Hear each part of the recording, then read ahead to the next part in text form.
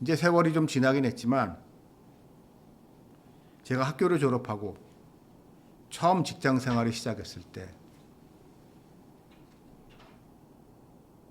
참 힘들었습니다. 제가 대학 입시에서 만족할 만한 성과를 거두지 못했기 때문에 원치 않은 대학을 가게 됐고, 원치 않은 대학을 갔지만 대학을 졸업하고 4년 후에는 내가 원하는 회사에 취직을 하겠다는 나름 그런 일념을 가지고 제 딴에는 나름 그 시절 기준으로 했을 때 스펙 관리를 잘해서 좋은 회사에 들어가게 됐습니다. 모두가 부러워하는 그런 좋은 회사에 들어가게 됐는데 하나님의 은혜죠. 저 같은 지잡대 출신들은 감히 바라볼 수도 없는 그런 회사였기 때문에. 그러니까 좋은 회사에 들어갔는데, 그래서 전 정말 그 회사에서 잘 지내고 싶었는데 정말 힘들었습니다. 제 인생에서 가장 힘들었던 순간이 있다면 아마 그때가 아니었나 싶습니다. 신입사원 시절에. 제가 왜 이렇게 힘들었을까? 여러 가지 이유가 있지만 그 중에 많은 부분은 제가 너무 잘 하려고 했기 때문입니다. 신입사원으로 갓 들어간 주제에 너무 열심히 일해요. 너무 주인의식을 가지고 일을 해요. 신입사원이면 신입사원답게 수동적으로 시키면 시키는 일이나 하지. 왜 일을 만들어서 했는지. 저는 그러면 사람들이 좋아할 줄 알았습니다. 우리 그런 얘기 하잖아요. 주인의식을 가지고 일을 해라. 책임감을 가지고 일을 해라. 그렇게 일을 했습니다. 그런데 그런 저가 그 회사에 저와 같이 일했던 선배들, 제 위에 있던 선배들과 동료들에게는 매우 불편했습니다. 왜냐하면 자기네들은 그러지 않았기 때문이죠. 그때는 어려서 뭘 몰랐던 것 같습니다. 지금만 생각을 해보면 신입사원으로 갓 들어온 놈이, 그것도 자기네 회사와는 격이 한참 떨어지는 저기 지잡대 출신이 들어오더니 어떻게 들어왔는지 모르겠지만 어떻게 해서 우리 회사에 기어 들어왔는데 너무 건방져 보인 거죠. 그냥 자기네들은 설렁설렁 일하면서 월급 받아가는 게 사고 치지 않고 월급만 받아가면서 그런 소시민적인 삶, 그러다가 좀 잘 돼서 승진되고 보너스 타고 월급 받는 거, 그냥 그 눈앞에 보이는 그거를 위한 그런 직장 생활을 하고 있는 그들 입장에서는 저 같은 사람이 와서 쓸데없는 일을 만드는 거죠. 아무도 건드리지 않았던 일들을 건드리고 구석탱이에 처박아 놔서 아무도 거들떠보지 않았던 옛날 자료들을 들치고, 저는 그게 열심인 줄 알았는데 그게 그들에게는 매우 불편한 일이었던 것 같습니다. 그래서 제가 결과적으로 그 회사에 오래 있지 못했습니다. 왜냐하면 그러던 와중에 마침 IMF가 터졌고, IMF가 터지다 보니까 만약에 제가 그때 일을 벌리지 않았으면, 남들처럼 수동적으로 주어지는 일만 일을 했다 그러면 아무 일도 없었을 텐데, 쓸데없이 일을 벌려놓는 바람에, 신입사원 주제에 쓸데없이 일을 벌려놓는 바람에 이런저런 문제가 생겼고, 그래서 어쩔 수 없이 회사를 그만두고 나오게 됐습니다. 그리고 그 젊은 날의 경험은 그 이후에 지금까지도 저에게 한편으로는 큰 교훈을 주기도 하지만 큰 상처를 주기도 합니다. 아, 조직이라는 곳에서 사람들이라는 게 이렇게 이기적인 존재구나. 이렇게 자신의 안위만을 생각하는구나.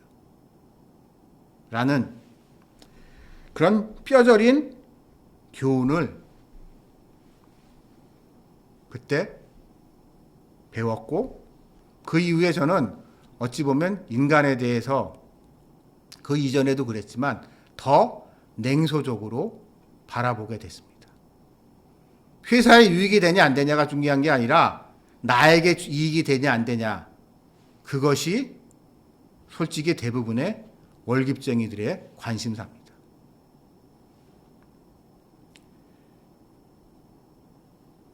자본주의 국가, 내가 일한 것에 대한 보상이 돌아오는 이러한 자본주의 사회에서조차도 우리 인간의 모습이 이럴진데, 노예제 사회였던 오늘이 말씀의 본문이 되는 2000년 전의 세상은 어땠을까요? 주인들 입장에서 한번 생각을 해봤습니다. 그리고 노예들 입장에서 생각을 해봤습니다. 노예들 입장에서는, 오늘의 말씀에 나온 종들 입장에서는 동기부여가 될 여지가 전혀 없습니다. 주인이 이런 일 저런 일을 시켜요. 뭐 이거 해라 저거 해라 시키겠죠. 근데 그 일을 잘하나 못하나 그는 항상 노예입니다. 혹 주인이 그 노예가, 그 종이 일한 게 마음에 들어서 뭐 밥을 좀 더 잘 줬을 수도 있겠지만, 일반적인 상황에서 노예에게는 그 성과에 대한 아무런 보상도 없을 뿐더러 그거를 못했다고 해서 주인이 어떻게 할 수도 없습니다. 왜냐하면 노예에게는 핑곗거리가 많습니다. 주인이 잘못된 지시를 내렸을 때 노예들은 잘못된 걸 알지요. 잘못된 걸 알아도 주인한테 잘못됐다는 얘기하지 않습니다. 잘못된 걸 알면서도 그거를 그냥 기계적으로 수행합니다. 그러고 난 다음에 일이 잘못되면 노예들은 주인한테 이렇게 얘기하죠. 주인님이 하라고 하셔서 전 했을 뿐입니다. 주인님이 저거 하라면서요.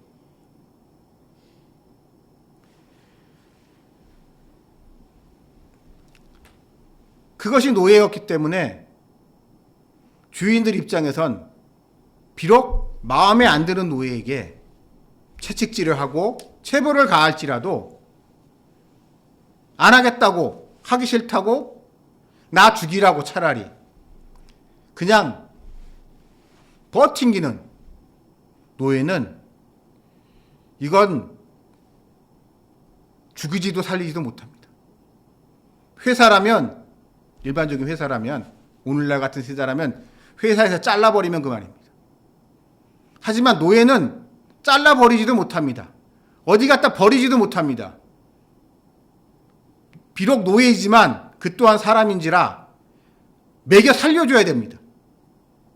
그 노예를 말미암아서 자기가 버는 돈, 생산성이 한 사람 몫이 안 될지라도 노예인지라 사람인지라 밥은 먹여줘야 됩니다. 최소한의 생존은 보장해야 되는 게 주인의 어려움이었죠. 마찬가지로 이러한 주인의 약점을 너무 잘 알고 있는 노예들은 절대로 열심히 일하지 않습니다. 열심히 일을 해야 될 이유가 없어요. 노예들이 일을 하는 건 딱 어느 정도일까요? 주인한테 매질당하지 않을 정도. 그냥 주인한테 얻어 터지지 않을 정도로만 일을 하면서 그냥 그렇게 하루하루를 살아가는 게 노예들이었습니다. 근데 문제는 노예들의 삶이 그랬기 때문에 만일 어느 한 노예가 오늘의 말씀대로 성실하게 주님, 자기 육체의 상전, 자기 주인을 잘 섬기겠다. 난 남들과 다른 노예들과 달리 나에게 주어진 일을 정말 최선을 다해서 열심을 다하겠다. 라고 하면 어떤 일이 벌어졌을까요? 아마 다른 노예들이 정말 싫어했을 겁니다. 다른 노예들 입장에서는 저거 물 흐리는 놈이에요. 주인들은 아마 그럴 겁니다. 저 노예 쟤는 저렇게 열심히 일하는데 저렇게 하는데 왜 너는 못해? 너도 해. 쟤는 일 시키면은 예를 들어서 쌀 10가마니를 갖다 실어 나르는데 너도 두 다리 두 팔 멀쩡한 놈 왜 10가마니는 못하고 너희 다른 노예들은 한 두세 가마밖에 안 해. 라고 하면서 지금까지 두세 가마 어치 일만 하면서 적당히 때우던 노예들 입장에서는 열심히 일해서 10가마 어치 일을 하는 그 노예가 정말 미웠을 것 같습니다.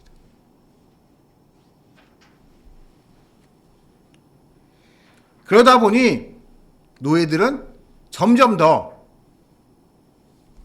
이런 일종의 카르텔이라고 해야 되나요? 그런 속에서 그냥 적당히 지내게 됐었을 것인데 오늘의 말씀은 그런 이들에게 정말 어려운 숙제를 던져주고 있는 겁니다. 네가 비록 종일지라도 다른 종들같이 적당히 그냥 일하는 척하면서 주인한테 매질당하지 않을 정도만 일하면서 그렇게 살지 말라는 거예요. 오늘의 말씀. 이것이 그들에게는 그렇기 때문에 어찌 보면 정말 어려운 과제였을 겁니다. 인간이란 존재가 그렇습니다. 같이 욕을 해야 친해집니다. 같이 나쁜 짓을 할수록 끈끈해집니다. 특히 노예와 같은 사람들, 내가 약하다고 생각하는 사람들, 이런 사람들끼리는 어떻게 보면 다들 불만이 있으니까요. 다들 불만의 들을 공유하면서 으쌰으쌰 할 때 묘한 동질감이 생기는 거죠. 회사에서 생각을 해보십시오. 요즘 직장생활 어떤지 모르겠지만 제가 직장생활 할 때 그랬습니다. 다들 하나같이 자기네 회사 쥐꼬리만한 월급이라고. 우리 경쟁사 어디는 월급을 얼마 주는데 저기는 무슨 혜택을 주는데 우리 회사는 왜 그래? 라고 하면서 같이 퇴근 후에 술 한잔 하면서 자기네 회사 연락에 씹습니다. 부장님, 과장님, 하여튼간 위에 있는 상사들 가지고 다 같이 성토를 하면서 다 같이 욕을 하면서 그러면서 스트레스를 풀죠. 요즘은 어떤지 모르겠어요. 제가 직장생활 할 땐 그랬어요. 근데 그런 자리에 있을 때 같이 욕해줘야 됩니다. 내가 속마음은 그래도 그 부장님 그 정도면 좋은 분 아닌가? 라는 생각이 들지라도 그런 내색하면 안 돼요. 거기서 그 부장님에 대해서 좀 좋게 얘기하면은 그 부장님 라인이란 소리 들어요. 회사에 대해서 이번 보너스 연말 이제 지났으니까 이 설날이니까 설날 보너스에 대해서도 얘기할 때 경쟁사인 어디는 이번 보너스로 200% 나왔다는데 우리 회사는 100%밖에 안 준다고. 그 A라는 회사는 설날 선물로 한 10만 원짜리 줬는데 상품권을 줬는데 우리 회사는 사장님이 쪼잔해가지고 5만 원밖에 안 준다고 했을 때 같이 회사에서 뭐 요즘은 어떤지 제가 직장 생활할 때 그랬어요. 다 같이 아래 내려가서 커피 자판기에서 커피 하나씩 뽑고 담배 한 대씩 피면서 궁시렁궁시렁 다 그랬습니다. 요즘은 안 그런가요? 저 땐 그랬어요. 근데 그런 과정 속에서 쌓이는 그런 유대감, 그게 이제 직장 생활하는 낙이었죠. 그렇기 때문에 거기에 동조하거나 가담하지 않으면 참 직장 생활이 피곤합니다. 자본주의 사회인, 민주주의 사회인 오늘날 그렇지언정 그런데 2000년 전 노예들의 삶은 어땠겠습니까? 2000년 전들의 노예 삶은 모르긴 몰라도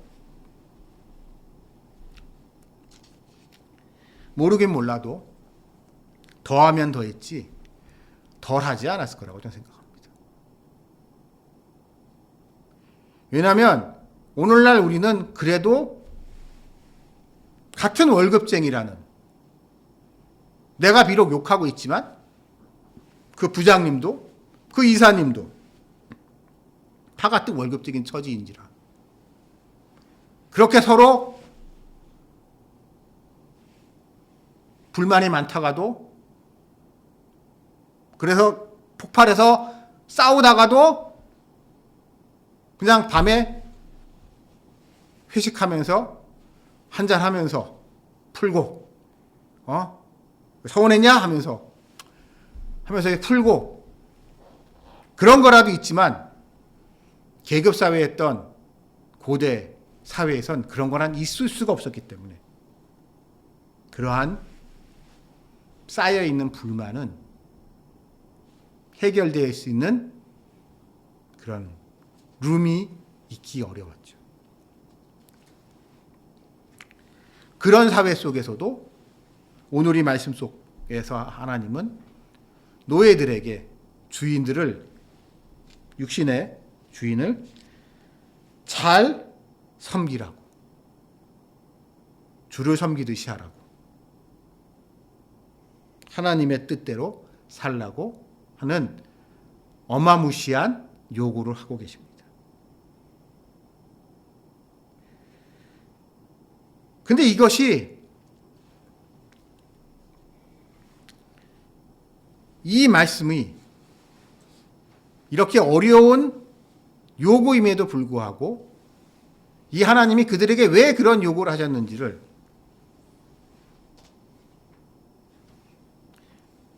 우리는 이 말씀 속에서 유추해 볼 수 있습니다.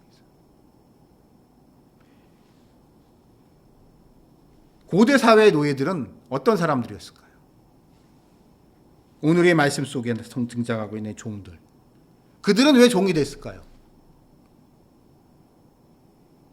물론 자기 부모님이 종이었기 때문에, 노예였기 때문에 노예의 자식이어서 노예가 된 사람들도 있었겠지만, 고대로 그리스 상황, 고대 로마 제국의 상황 속에서 이 노예들은 거의 가장 많은 경우가 전쟁 노예입니다. 전쟁 포로예요. 로마 제국은 노예 경제에서 뒷받침되는 사회였습니다. 근데 역설적으로 그래서 많은 노예가 필요했는데요. 그럼 이 노예를 어떻게 조달을 했냐? 끊임없이 옆에 있는 나라들이라고 전쟁을 합니다. 전쟁에서 포로를 붙잡고 그 포로를 붙잡은 사람들을 노예로 썼어요. 그렇기 때문에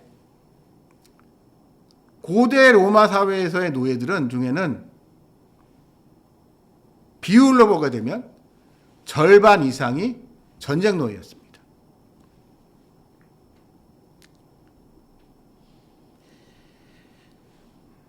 그런 전쟁 노예들이었기 때문에 그들은 더 불만이 많을 수도 있는 존재들이었지만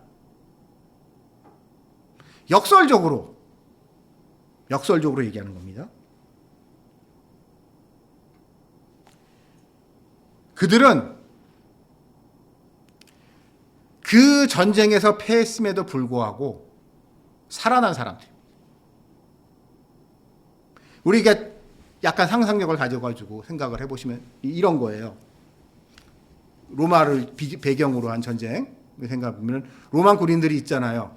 중무장한 로마 군인들이 이웃 야만인들을 쳐들어갑니다. 야만인들과 전쟁을 합니다. 그러면 야만인들 중에 많은 사람은 죽겠지만 그 중에 항복한 사람들, 생포한 사람들, 이런 사람들을 노예로 끌고 오는 거예요. 그럼 그 사람들은 어찌 보면 죽지 않고 살아난 사람들입니다. 고대 사회에서 노예라는 것은 이런 의미가 있는 거예요.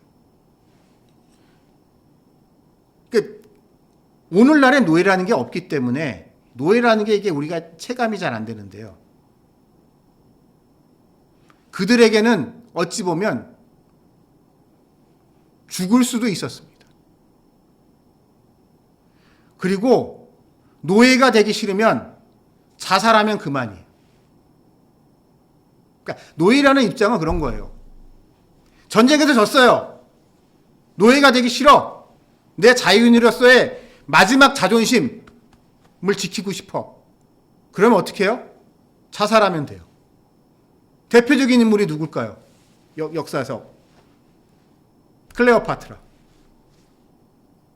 클레오파트라가 악티움 해전에서 지고 난 다음에 포로로 붙들려 갈 때 마지막 순간에 뱀에 물려서 자살을 하거든요. 왜? 노예가 되는 수치를 겪을 수 없다고. 마지막 명예를 지키기 위해서. 우리가 십자가 예수님과 고대, 그러니까 이거에 대해서 이해할 때 고대의 그런 명예 문화를 좀 이해해야 되는데요. 그건 나중에 기회가 되면 좀 설명드리고. 자, 이렇게 노예들은 그런 불명예를, 노예가 되는 불명예를 감수하겠지라도 이 모진 목숨 어떻게든 살아보겠다고 한 사람들이.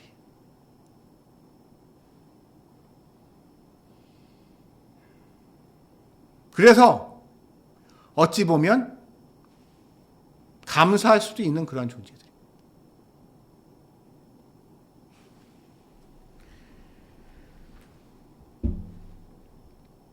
그래서 하나님은 그들에게 이런 말씀을 하고 계신 거죠.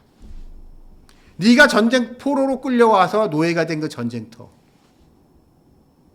너희 부족이 져서 몰살당했는데 내가 너는 살려줬다. 그래서 여기까지 네 목숨을 부지해서 이 자리까지 온 거다.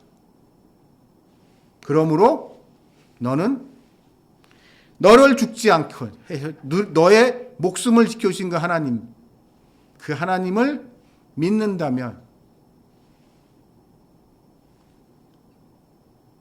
감사하며 지금 너에게 주어진 이 일에 최선을 다하라고 말씀하고 계십니다. 반면에 그의 주인이었던 주인들에게도 비슷한 얘기를 하고 계신 거예요. 그 주인들의 상당수는 아마도 군인 출신이었을 가능성이 높습니다.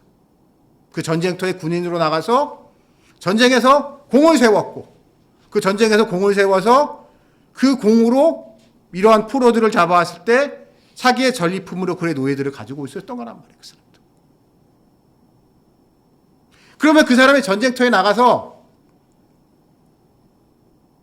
죽었을 수 있잖아요. 비록 로마가 최강의 군대였기 때문에 승리했을지라도 모두가 다 살아나오는 거, 사는 거 아니거든요. 분명히 그 중에도 최종적으로 로마가 승리할지라도 상당수의 피해를 입었을 것이고, 그 와중에 이유는 우리가 그 이유를 알 수 없지만 그 사람은 목숨을 건질 수 있었고, 그래서 끝까지 살아남아서 승리자가 됐고, 그리고 그거에 대한 전리품으로 이러한 주인의 노예를 부리는 입지에 서 있는 거란 말이에요. 그렇기 때문에 그 사람이 그 자리에 있는 것은 인간적으로 우리가 생각하게 된다면은, 내가 전쟁터에 나가서 싸움을 잘해서 공을 많이 세워서 라고 생각할 수 있지만 하나님이 보시기에는 아니라는 거예요. 전쟁터에서 날라드는 그 수많은 화살, 그걸 어떻게 사람이 다 막을 수 있겠습니까? 그 옆에 있는 많은 동료들은 그 어디서 날라올지 모르는 그 화살에 비명행사한 동료들 수도 없이 만났지만, 이 주인인 이 사람은 어찌어찌 하다 보니 화살이 나를 피해갔고, 칼이 나를 갖다가 칼을 피할 수 있었고, 설사 맞는다 하더라도 치명타를 입지는 않았고, 그래서 몸성이 승리자가 될 수 있었고, 끝까지 살아남아서. 그래서 남들이 어찌 보면 나 대신 죽어간 동료들이 누려야 될 목까지 내가 다 누리고 있는 거란 말이에요. 그러니 그 육체의 상전들, 그들에게도 똑같이 경고의 말씀을 주고 계십니다. 네가 누구 덕택에 의해 살아가고 있는지 알아? 내가 너 살려줬잖아.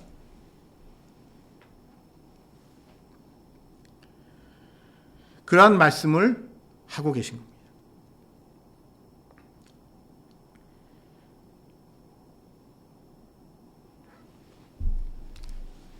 저는 오늘날에도 정도 차이는 있지만 이러한 세상의 이치는 별로 다르지 않은 것 같다 생각합니다. 세상에는 성공하는 사람, 실패하는 사람 있죠. 세상에서는 승리자만, 성공한 사람을 칭송하고 우러러보고, 실패한 사람들은 경멸합니다. 한심하게 봅니다. 하지만 저는 성공한 사람이나 실패한 사람이나 종이 한 장 차이가 밖에 안 난다고 생각합니다. 우리나라 사회에서, 한국 사회에 가지고 있는 큰 문제가 한 가지 있습니다. 성공한 사람한테 누가 물어봅니다. 어떻게 그렇게 큰 성공을 이루셨어요? 라고 하게 되면 대부분의 사람들은 첫 마디가 이겁니다. 제가요, 이 성공을 거두기 위해서 엄청나게 노력했습니다. 엄청나게 고생했습니다. 정말 힘들게 이런 큰 성공을 거뒀습니다. 라고 하면서 자신의 성공이 자신의 노력이 대가이고 라는 것을 강조합니다. 이에 반해서 여러분, 미국 사회는 어떤 줄 아세요? 미국의 대단한 빌리언이들, 이 사람들한테, 그래서 빌 게이츠라든지 스티브 잡스라든지 이런 사람들한테 당신 어떻게 큰 성공을 거뒀어요? 라고 얘기를 하게 되면 그 사람들의 거의 대부분이 처음 나오는 얘기가 뭔지 아십니까? 저요? 일단 제가 운이 좋았어요. I'm lucky. 난 자기가 럭키했다는 거 사실을 인정하고 그 다음에 자기가 어떻게 지나왔다는 얘기를 합니다. 왜냐하면 그들은 사실 그런 아이디어, 그런 수고, 그런 고생, 자기 주변에서 보게 되면 그런 사람도 수도 없이 많아요. 자기가 그 비즈니스를 할 때, 자기와 경쟁했었던 한때, 그러나 지금은 망해서 없어진, 사라져버린 그런 경쟁자들. 그 사람들과 자기를 비교해 봤을 때 차이가 뭘까? 별거 아니거든요. 되게 사소한 거란 말이에요. 사소한 거. 그 사소한 그 무엇 때문에 내 경쟁자였던 그 회사는 나락에 가버렸고, 그 사소한 그 무엇 때문에 나는 이렇게 큰 성공을 거뒀고. 근데 참 안타깝게도 한국에서는요, 우리나라에서는 성공했던 사람들이 그런 얘기를 잘 안 해요. 자기가 다 똑똑하고, 자기가 더 고생을 많이 하고, 자기가 더 일을 열심히 해서 그랬다는 그 얘기만 하면서 지자랑만 주구장창해 됩니다.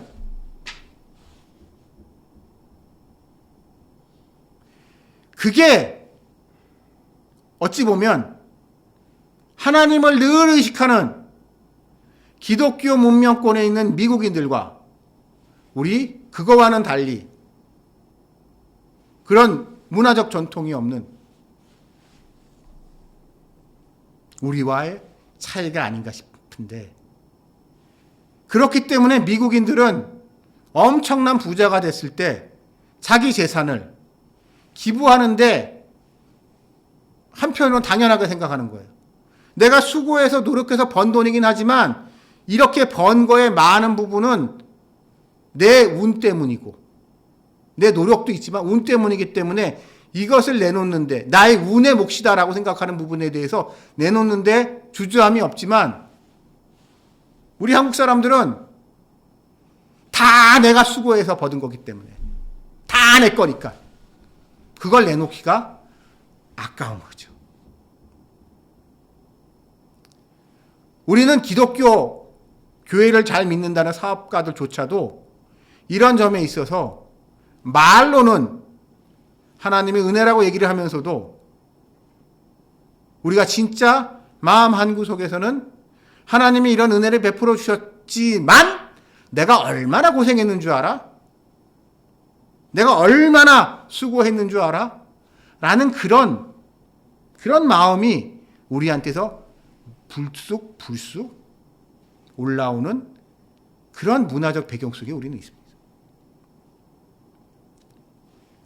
그러나 오늘 이 말씀에서는 이 모든 것, 성공하고 실패하는 것, 주인이 되고 노예가 되는 것, 자유인이 되고 종이 되는 것, 그것이 결국 누가 하신 거냐? 하나님이 하셨다는 거예요. 하나님이. 그렇기 때문에 지금 있는 그 사람의 모습, 그게 중요한 것이 아니라 그 사람이 지금 이렇게 있게 하신 하나님의 그 뜻이 무엇인지를 아는 것과 그 뜻에 감사하며 순종하며 그 뜻을 우리가 이 땅에서 지금 이 순간에 어떻게 실현해 나갈지를 두고 내 자신을 다잡는 것, 그것이 믿음이라는 것을 오늘 이 말씀에서 우리에게 분명히 가르쳐주고 계신 겁니다. 우리 인간은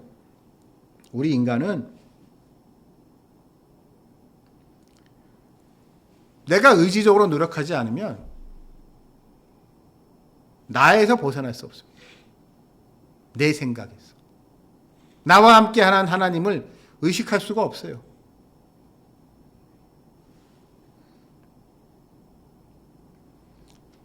그래서 내가 거둔 것, 내가 이룬 것에 대해서 그거를 나와 동일시하면서 그거를 붙들려고 합니다. 근데 안타깝게도 그렇기 때문에 우리는 불안합니다. 만약에 나의 성공이, 지금까지의 성공이 내가 운이 좋아서 하나님이 그렇게 해 주셔서 이러한 성공을 거두었다는 것을 인정한다면 미래에 대해서 어떻게 생각할까요? 미래에 대해서도 훨씬 편하게 대할 수 있습니다. 하나님이 지금까지 나에게 이렇게 큰 은혜를 베풀어 주셨듯이 앞으로도 내가 하나님 앞에 바로 있다면 하나님께서 알아서 큰 은혜를 베풀어 주셔서 지금까지 베풀어 주셨던 것과 같이 은혜를 베풀어 주실 거다라는 그런 믿음을 가지고 그런 편안한 마음을 가지고 미래를 대할 수 있습니다. 왜? 지금까지 그렇게 해주셨으니까. 우리가 아까 찬송에서 고백했듯이 지금까지 지내온 게 하나님의 큰 은혜, 크신 은혜라면 앞으로도 이 은혜를 계속해서 베풀어 주시고 더 좋은 것을 주실 것이라는 기대가, 그런 확신이 우리 마음에 있지만 반대로 우리나라 사람들한테 익숙하듯이 이게 다 내가 수고하고 열심히 노력해서 거둔 성과라면 이것을 거두고 이걸 앞으로도 계속 이걸 누리기 위해서는 결국 어떻게 해야 돼요? 내가 더 노력해야 되는 거예요. 내가 더 열심히 살아야 되는 거예요. 내가 자전거를 타고 있는데 자전거를 내가 열심히 내가 밟아가지고 페달을 밟아서 이렇게 전속력으로 달리고 있다고 생각한다면 나는 계속 앞으로 나가기 위해서 이 자전거를 타야 돼요. 열심히 밟아야 돼요. 끝도 없이 밟아야 돼요.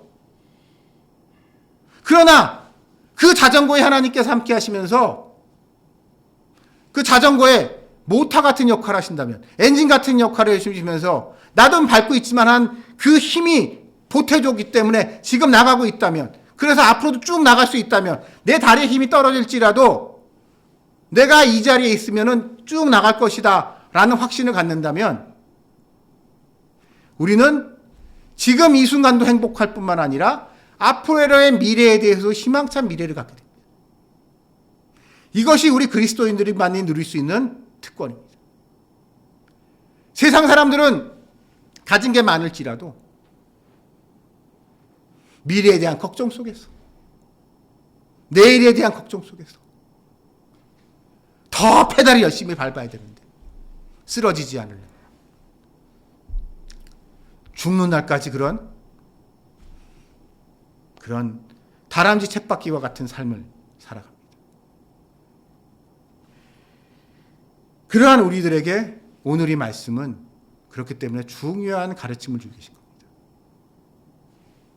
그 자리에서 네가 누리고 있는 그것, 그 자리에서 네가 하고 있는 그것은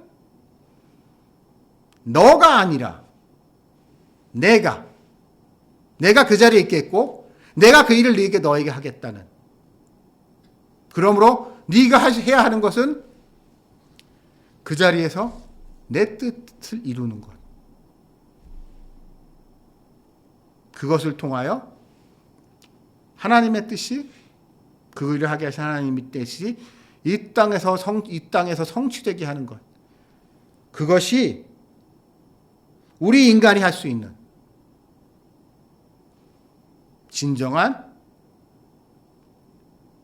사명이기 때문에 이것을 위하여 내 자신을 내려놓는 자발적인 순종, 그것을 사도 바울은 오늘 이 본문의 말씀에서 말씀하고 계십니다.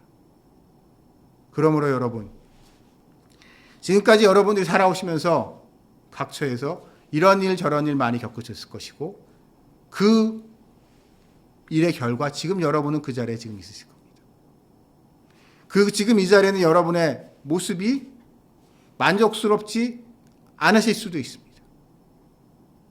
그러나 이 또한 우리가 알 수 없는 하나님의 뜻으로 말미암아 그 자리에서 그런 모습으로 서 있는 것이기에 그 모습에 감사하시면서 그 자리에서 여러분에게 주어진 그 일에 비록 사소하고 하찮은 일지라도 그것을 함에 있어서 사람에게 하지 말고 주께 하듯 그리스도에게 하듯 하는 것, 그것이 여러분과 저를 향한 하나님의 뜻임을 깨달으시며 오늘 하루도 내일도 마지막 그날까지 행복한 하루하루를 지내시는 여러분들이 되시기를 주님의 이름으로 축원합니다. 같이 기도드리시겠습니다. 하나님 아버지 감사합니다. 오늘 하루도